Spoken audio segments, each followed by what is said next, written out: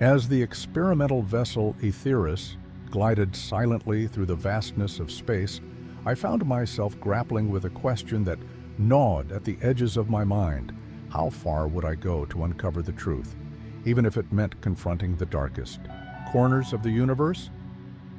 My name is Captain Jarek Nereus, and I was handpicked for this mission due to my unusual blend of audacity and insight. Yet, as we approached the orbit of Saturn, I couldn't shake the feeling that we were more than just explorers. We were unwitting participants in a cosmic game whose rules had not yet been revealed. The atmosphere aboard the Aetheris was thick, with tension, a palpable energy that hummed through the sleek corridors and the dimly lit control room. It was a far cry from the bustling streets of Titan City, where the laughter of children echoed against the steel structures and the aroma of spiced foods wafted through the air. Here, in the isolation of deep space, the only sounds were our soft whir of machinery and the occasional crackle of static on the communication lines. Aboard this ship, we were not just voyagers. We were guardians of a secret that could unravel the very fabric of reality. It was in this charged environment that I received the first ominous transmission, a cryptic message that flickered on the monitors, distorting under the strain of an inexplicable anomaly. The only vessel is the key. The word sent a shiver down my spine, hinting at a truth that lay just beyond our grasp. What could it mean? Why had the powers that be chosen to send a single ship laden with the weight of such dire implications?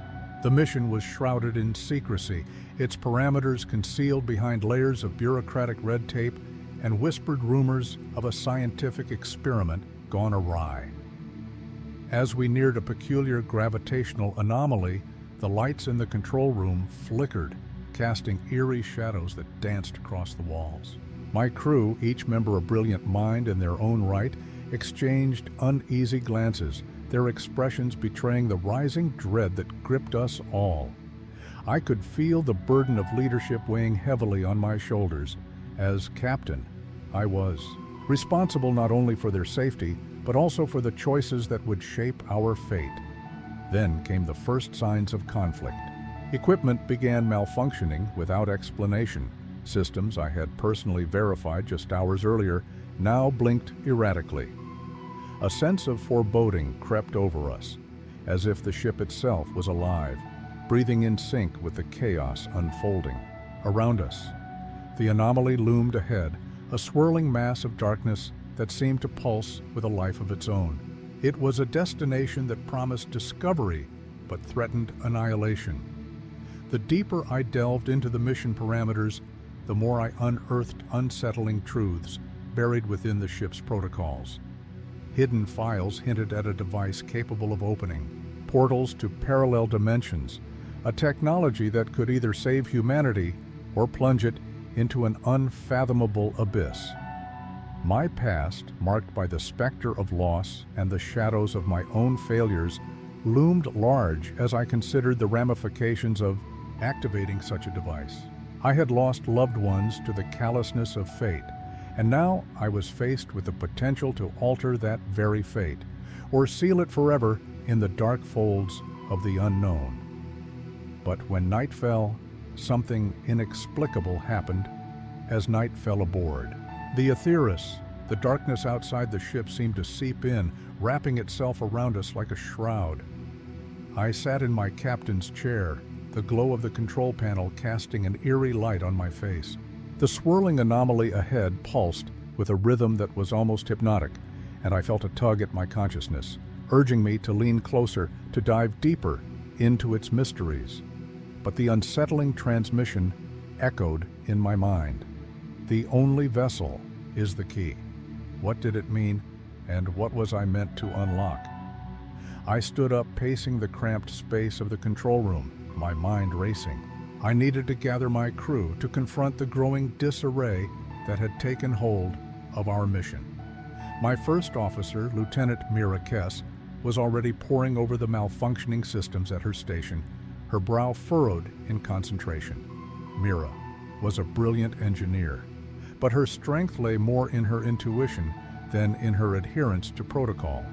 I admired that about her, even as it filled me with unease. "Mira," I called, my voice steady, despite the turmoil inside. "What do you make of these malfunctions? It's like the ship is reacting to the anomaly." She looked up, her blue eyes sharp and alert. "It's not just the systems, Captain. I've been feeling something. A pull, almost. It's as if the ship is alive or aware of what lies ahead." Her voice dropped to a whisper. "We're not alone out here." Before I could respond, Dr. Ilara Voss, our astrophysicist, burst into the control room, her hair wild and her lab coat flapping as if caught in a breeze that didn't exist. "Captain, you need to see this," she said, urgency lacing her tone. Her excitement was palpable, but so was her fear. "The anomaly's energy signatures are fluctuating. It's generating some kind of resonance." I followed her to the observation window, my heart pounding. The anomaly swirled hypnotically, colors shifting in a way that defied comprehension. "What does it mean?" I asked, trying to suppress the growing trepidation. Ilara hesitated, her fingers dancing over the controls. "It's not just gravitational. Captain, it's sending out waves. I think it's trying to communicate." "Communicate?" Mira scoffed, crossing her arms. "Or lure us in. We don't know what we're dealing with here. We should turn back." A sharp silence fell over the room, and I felt the weight of their gazes on me. The tension between them was palpable, like a taut wire ready to snap. I could sense their conflicting motivations, Mira's instinct for self-preservation against Ilara's insatiable curiosity. They were both driven by their own fears and desires, and I was caught in the crossfire. "Listen," I said, my voice firm. "I understand the stakes, but we came here for a reason. If there's a chance this anomaly can lead us to new knowledge, we owe it to ourselves and to humanity to explore it." Mira frowned, her eyes narrowing. "And if it means our destruction?" "What then, Captain?" I opened my mouth to reply, but was interrupted by a violent jolt that rocked the ship, sending us all stumbling. Alarms blared, red lights flashing ominously. The control panel erupted in sparks, and I fought to regain my balance. "Status report," I shouted, adrenaline surging through me. Ilara struggled with her console, her fingers flying across the controls. "I'm losing power to the engines. The anomaly is destabilizing our systems." As panic threatened to take hold, I looked at my crew, my friends, and saw the fear in their eyes. We were facing something far more profound than mere technology. We were grappling with the unknown and its implications on our very existence.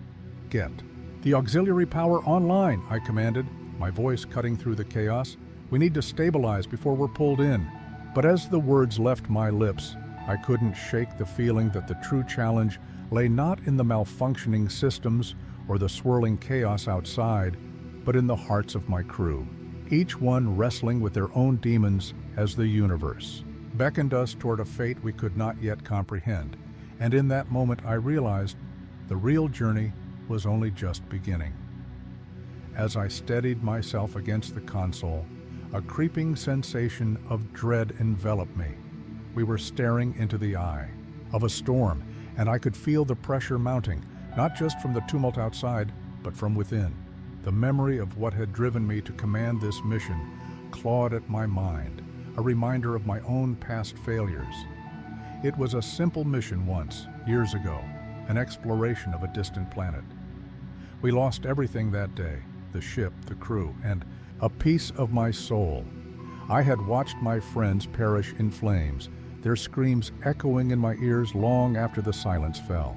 Ever since, I had been haunted by the choices I made, the lives I couldn't save. What if this anomaly was another chance to redeem myself? Or was it merely a trap, a manifestation of my own guilt? "Captain," Ilara's voice broke through my reverie. "We're losing all power." I turned to see her face pale, the glow of the control panel illuminating her features in stark contrast to the chaos around us. "Can you reroute power from the life support systems?" I asked, desperate. Mira's expression shifted from defiance to concern. "You can't sacrifice life support. That's insane." but it was the flicker in her eyes that truly unsettled me, a fear I hadn't noticed before, one that mirrored my own. It dawned on me that we were all tethered to our pasts in ways we hadn't yet acknowledged. "We may not have a choice," I replied, my voice low. "We could be caught in this anomaly's grasp forever."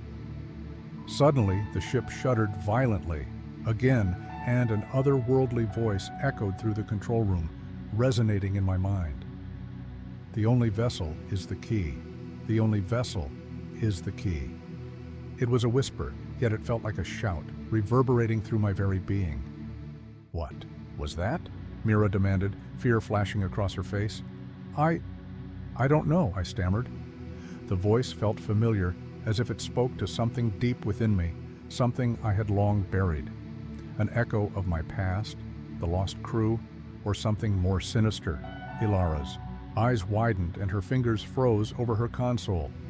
It's as if it knows us. It's reaching into our minds. As the realization dawned on me, I felt a fissure open in my thoughts, memories swirling like the colors of the anomaly outside. The faces of my lost crew floated before me, their eyes filled with a mixture of accusation and longing. I had failed them, and now I was being confronted with the consequences. "Captain, we need to focus," Mira urged, but I could see her resolve cracking. The weight of our collective trauma was becoming unbearable, and I could feel the ship itself reacting to our fear. Then, a chilling thought struck me. What if this anomaly was not merely a phenomenon of the universe, but a reflection of our own unresolved pasts? Perhaps it was feeding off our fears, our guilt, twisting them into something far more complex and dangerous. "Dr. Voss, can you decipher what it wants?" I asked, desperation creeping into my tone. I think it's trying to show us something," she replied, her voice trembling. "But it's not just about the anomaly. It's connected to us, all of us." As I looked between my crew, I realized that this mission had never been solely about exploration. It was about confronting the ghosts of our pasts, and the very fabric of our reality was beginning to unravel before us. We were entangled in a web of our own making, and the anomaly was not just a destination, it was a reckoning. And as the ship lurched again, I felt a sense of impending doom creeping closer, my grip on sanity wavering. The answers we sought lay within the depths of our own memories. But would we find clarity, or would we be swallowed whole by the darkness we feared? I took a deep breath, feeling the weight of my choices pressed down on me like an anchor. The ship shuddered again, and the voice echoed louder, more urgent this time. "The only vessel is the key." I could feel its essence wrapping around me, probing my thoughts, searching for my deepest fears and regrets. It was time to confront whatever this anomaly represented, not just for me, but for my crew. "Ilara, Mira, listen to me," I said, forcing my voice to steady. "We have to face this together. Whatever it is, it thrives on our fears. We have to show it that we won't be broken." Mira shook her head, eyes wide with disbelief. "You're asking us to confront our demons? You know what we've lost. You know what this thing could do to us?" "Exactly," I shouted, my own voice surprising me. "It knows us, and it's using our pain against us. We can't let it win." The ship lurched violently, and I stumbled against the console, barely catching myself. I could see Ilara's hands trembling as she fought to regain control of the systems. "I'm trying, but it's fighting back." Mira stepped closer, her expression softening. "What do we need to do, Captain? How do we fight something we can't even see?" I closed my eyes, a vision rushing forth. My lost crew, their faces etched with pain, their voices pleading. We need to remember them, honor them. They are part of us, and they give us strength. Suddenly, the ship's lights flickered, and the voice intensified, as if the anomaly was reacting to our defiance. "The only vessel is the key." It was insistent, relentless. "Focus!" I yelled, adrenaline surging through me. "Think of what we can do. We are still here. We survived." But a shadow flickered in the corner of my vision, and I turned to see Ilara standing frozen, her expression blank. "Ilara, snap out of it," I shouted, feeling the panic rise within me. "I can't. "It's too strong," she whispered, her voice trembling. "No," I surged forward, gripping her shoulders. "You can't let it take you. We have to fight it together." Mira stepped beside me, her eyes fierce. "Remember why we came here.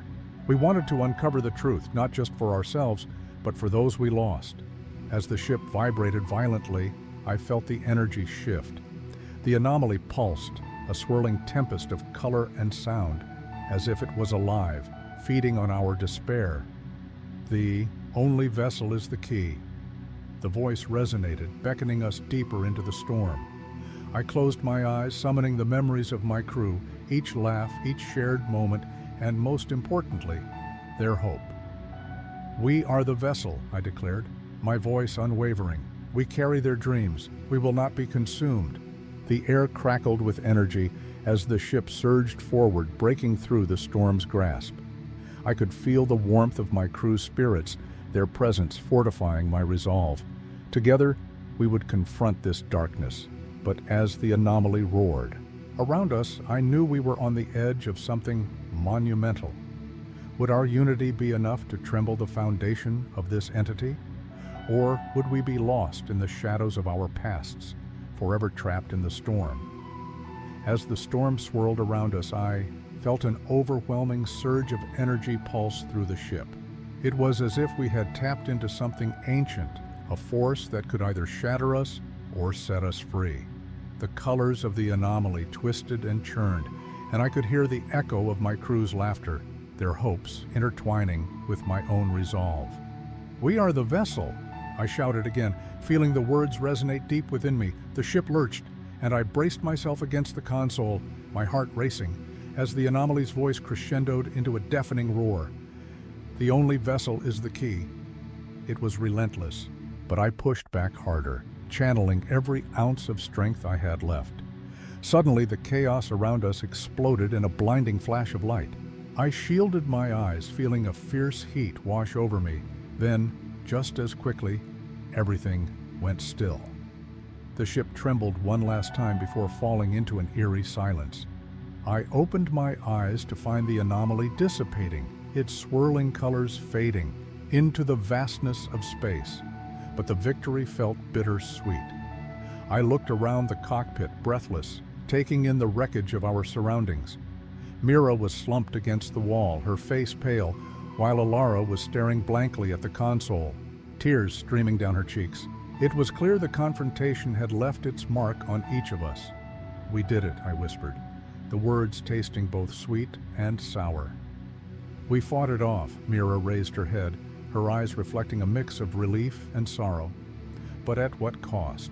she asked, her voice trembling. "I can still feel it, that darkness. It's not completely gone." I nodded, knowing she was right. Though we had wrested control from the anomaly, a lingering shadow still clung to us. I glanced at Alara, who seemed lost in a world of her own, her hands shaking as she clutched the console. "Alara?" I reached out, but she didn't respond. "Mira, help her," I urged, my heart aching for my friend. "We need to pull her back." As Mira moved closer to Alara, I felt a shiver run down my spine. There was something still lurking in the depths of space, something that had been awakened by our confrontation. The ship's systems flickered erratically, and an alarm blared in the background. "Get us out of here," I commanded, but dread pooled in my stomach. The anomaly may have been subdued, but it had left behind a trail of unanswered questions. What had we truly unleashed? As Mira worked to regain control, I felt a sharp pain in my side. I looked down to see a deep gash, evidence of the battle we had just fought. It throbbed with each heartbeat, a reminder that we were forever changed. "Captain," Mira called, her voice strained, "there's something on the scanners. It's moving toward us." I turned to the display and my heart sank. What we had confronted was only the beginning. In the distance, a new shape loomed, massive and menacing, pulsating with a familiar energy. "Prepare for evasive maneuvers," I shouted, adrenaline flooding my senses. As we braced for the unknown, I couldn't shake the feeling that this was just the first chapter in a much larger story, one that would lead us deeper into the mysteries of the cosmos. And as the ship shuddered beneath us, I knew we were not just survivors.